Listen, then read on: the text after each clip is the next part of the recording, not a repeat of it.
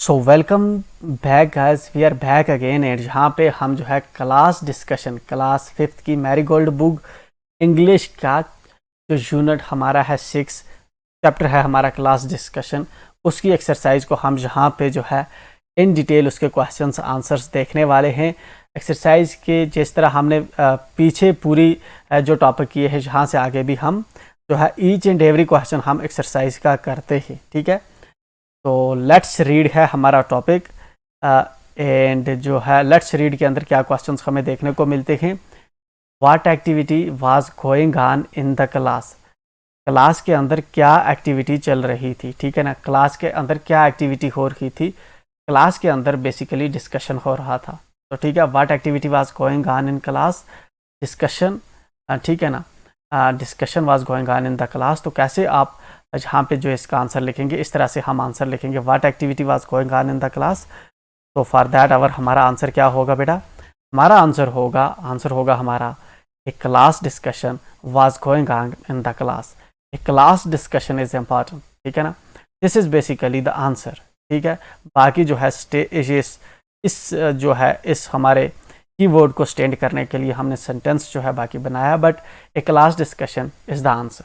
ठीक है, हमें ये वाला लिखना है हमारे आंसर के अंदर। ठीक, the next question we have, who was quiet in the class, class के अंदर क्वाइट कौन था। क्वाइट का मतलब है खामोश, क्लास के अंदर बात किसने नहीं की। ठीक है ना, चुप कौन था।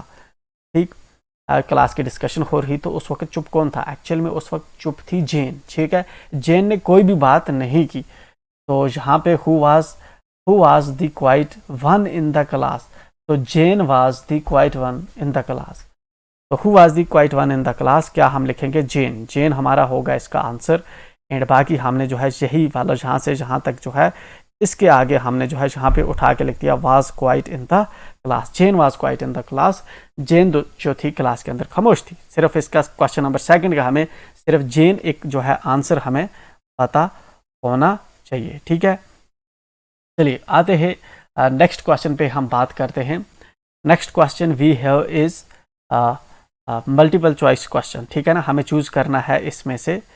चलिए, तो व्हाट क्वेश्चन वी हैव, यहाँ पे है व्हाई वाज शी क्वाइट, वो खामोश क्यों थी, वो खामोश क्यों थी। खामोश कौन थी, खामोश बेसिकली जेन थी। ठीक है ना, क्यों खामोश थी, she was afraid to air her opinions, वो लोगों के सामने अपने ओपिनियंस नहीं रखना चाहती थी। This is wrong thing. ठीक है ना, शी हेटेड दी नाइस, नहीं उसको जो है नफरत नहीं थी शोर से। She didn't like the activity, उसको एक्टिविटी भी पसंद जो है वो नहीं थी।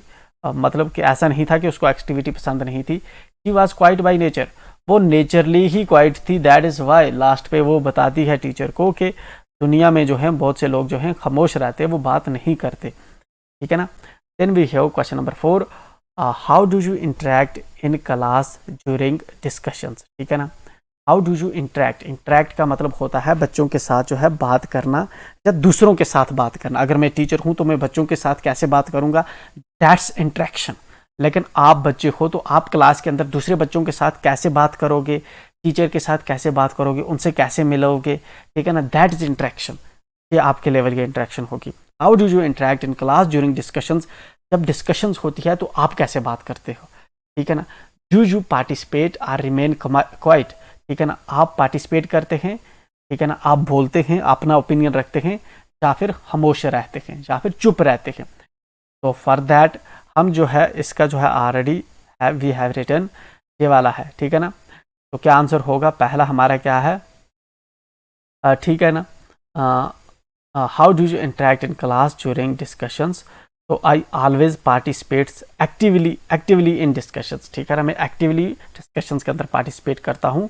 Do you participate or remain quiet, I speak up every time the teacher asks for answer. ठीक है ना, जब कभी टीचर से आंसर पूछता है तो मैं हमेशा उसका जवाब देता हूँ, बोलता हूँ। That's the answer.